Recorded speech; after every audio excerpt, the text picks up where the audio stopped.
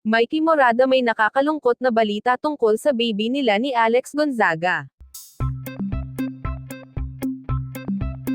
Nalungkot ang maraming fans matapos ibahagi ni Mikey Morada ang isang hindi inaasahang balita tungkol sa baby nila ng asawang si Alex Gonzaga.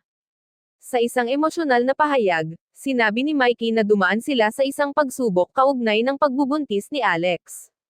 Hindi umano naging madali ang mga nakaraang araw para sa kanilang pamilya. Ayon kay Mikey, kinailangan umano ni Alex na magpahinga ng husto matapos makaramdam ng panghihina at ilang komplikasyon na agad nilang ipinakonsulta sa doktor.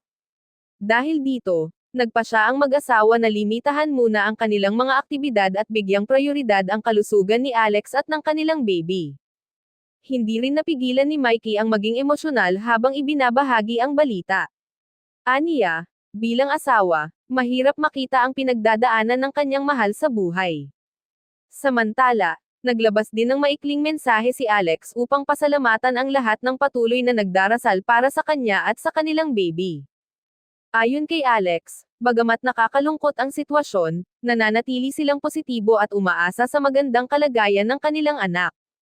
Agad namang nagpaabot ng suporta ang ate ni Alex na si Tony Gonzaga.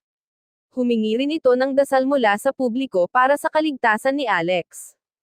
Maging si Pinty Gonzaga o Mommy Pinty ay naging emosyonal din at patuloy na nakaalalay sa kanyang anak sa panahong ito. Marami sa fans ang agad na nagpadala ng mensahe ng pagmamahal at panalangin matapos kumalat ang balita sa social media. Ayon sa ilang netizens, ramdam nila ang hirap na pinagdadaanan ng mag-asawa ngunit naniniwala silang malalampasan din nila ito.